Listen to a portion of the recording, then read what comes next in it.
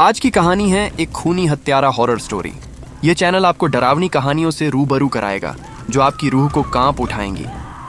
हम आपके लिए भूतों, भूतिया जगहों और अनसुलझी मुसीबतों से भरी ये कहानियां लेकर आते हैं। इस चैनल पर आप डरावनी कहानियों का आनंद ले सकते हैं और सुनने वाले भी अगली रात की तलाश में नींद से उठ जाएंगे। हमारे चैनल पर आप डरावनी कहानियों का आनंद उठा सकते हैं। यहाँ आपको रहस्यमय घटनाओं से जुड़ी भूतों की कहानियां, जिनमें अनसुलझी मुसीबतें और अज्ञात तत्वों का सामना होता है, सुनाई देंगी। अगर आपके पास भी कोई डरावनी कहानी है तो हमें भेजें और अपने नाम के साथ हमारे चैनल पर साझा करें। तो देर किस बात की है, अभी हमारे साथ जुड़ें और डरावनी दुनिया में खो जाएं। ये कहानी एक हॉरर कॉमिक सोर्स अज्ञात पर आधारित है, जिसे एक सबसे डरावनी कॉमिक माना जाता है। इसमें एक छोटा लड़का होता है जिसे शक होता है कि उसका पिता शायद एक हत्यारा है। मुझे याद है वह क्रिसमस जब मैं 8 साल का था।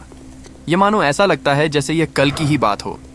मुझे याद है कि किस तरह से मैं अपनी माँ के द्वारा बनाई गई पुरानी रज़ाई के अंदर बड़ी शांति से लेटा हुआ था। मैं पूरी तरह से जगा हुआ था और आती हुई आवाज़ों को सुन रहा था, जिन्हें मैं अच्छी तरह से पहचानता था। दरवाजे के बंद होने की आवाज़, धड़ाम, मेरे पिता के जूतों की सीढ़ियों पर चलने की आवाज़, टक टक टक, और उस दिन कि वह आवाज़ें अभी भी मेरे अंदर डर भर देती हैं। उसके बाद मेरे पिता मेरे दरवाजे से गुजरे और हॉलवे की लाइट से उनकी परछाई मेरे कमरे की दीवार पर पड़ी और साथ में उनकी कुल्हाड़ी की परछाई जो उनके हाथ में थी। मैं ये बात तो नहीं जानता कि वो उन कुल्हाड़ी का क्या करते हैं, पर वह कुल्हाड़ी हमेशा ही उनके हाथों में होती है। अगली सुबह मैं हमारे किचन में बैठकर खाना खा रहा था। तब मैंने अपनी माँ से धीमी आवाज़ में पूछा कि माँ, पिछली रात पिताजी कहाँ थे? उन्होंने बस अपनी उदास आंखों से मेरी तरफ देखा। मैं उनकी आंखों में जो दर्द था उसे कभी नहीं भुला पाऊंगा, पर उन्होंने एक शब्द भी नहीं कहा। ब्रेकफास्ट के बाद में अपने फार्म के कामकाज में लग गया। मेरे पिता ने फार्म में कभी भी ज़्यादा काम नहीं किया। वह हमेशा ही दूसरे कामों में व्यस्त रहते थे। ये बात उन ठंडी और हवादार सुबहों की है जब बर्फ़ पड़ना शुरू ही हुई थी। उस समय मेरे पास सोचने के लिए बहुत ही ज़्यादा समय था।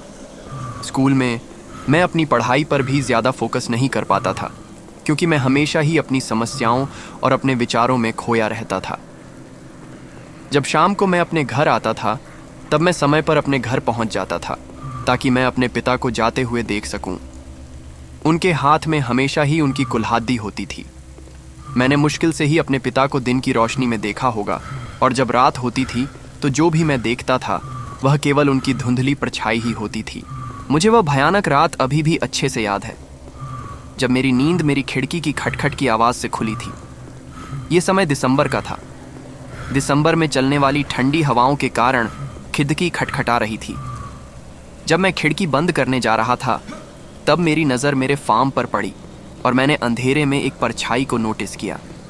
ये मेरे पिताजी की परछाई थी, जो किसी चीज़ को जानवरों के फीड बॉक्स, जानवरों को चारा डालने वाले बॉक्स में डाल रहे थे।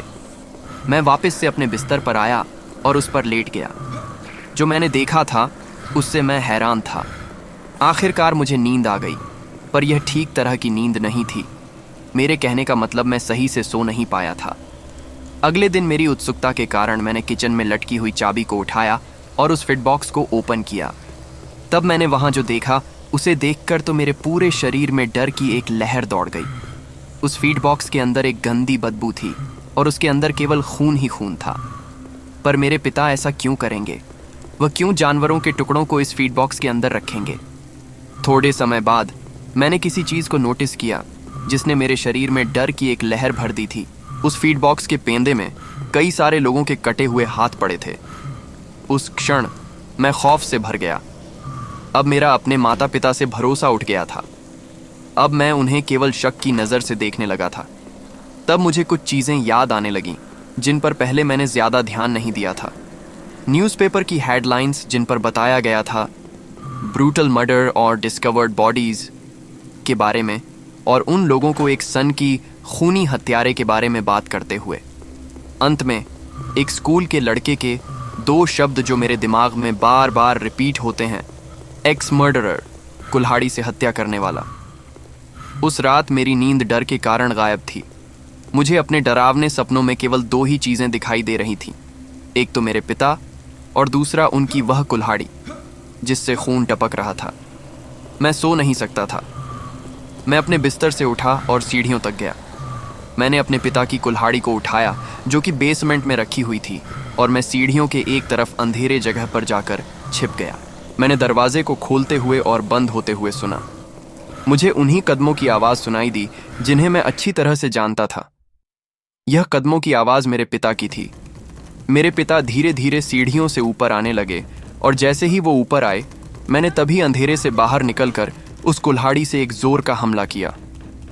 कुल्हाड़ी के एक ही हमले से मेरे पिता का सिर कटकर उनके शरीर से अलग हो गया। उनका शरीर सीढ़ियों से फिसलता हुआ नीचे वाले फर्श पर जा पड़ा। उसके बाद बस फिर सब कुछ शांत हो गया। उस समय मैंने ध्यान से सुनने का प्रयास किया कि कहीं मेरी माँ के कमरे से कोई आवाज़ तो नहीं आ रही है। मैं आशा करता हूँ कि मेरी माँ ने कुछ न सुना हो। जो भी कुछ उस समय मैं सुन पा रहा था वह केवल मेरे दिल की आवाज़ थी। मैंने अपने हाथों की तरफ देखा। मेरे हाथ कांप रहे थे और इन सब के अलावा वहाँ कुछ भी नहीं था। मैंने एक आखिरी बार अपने मरे हुए पिता की तरफ देखा। उसके बाद मैं अपने कमरे में चला गया। अगली सुबह मुझे कई सारे लोगों की आवाज़ सुनाई दे रही थी जो कि मेरे हॉलवे में से आ रही थी। मैंने धीरे धीरे सीढ़ियों से नीचे की ओर देखा। कुछ पुलिस वाले मेरे मरे हुए पिता के शरीर के आसपास जमा थे। मेरी माँ उनके एक ओर खड़ी थी, चुपचाप वह सब कुछ देख रही थी। किसी ने भी मुझ पर ध्यान नहीं दिया, पर जब मेरी माँ ने मेरी ओर देखा तो उन्होंने मुझे नोटिस किया। वह जब मेरी तरफ देख रही थी तब उन्होंने बहुत ही खामोश तरीके से मेरी तरफ अपनी पलक झपकाई।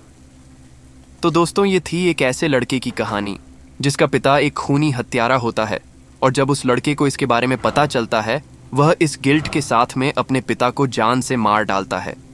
दोस्तों, यह कहानी एक काल्पनिक कहानी है, और यह कहानी एक हॉरर कॉमिक्स से ली गई है जिसे एक समय में सबसे हॉरर कॉमिक माना जाता था। सो आई होप गाइज आपको यह हॉरर स्टोरी अच्छी लगी होगी।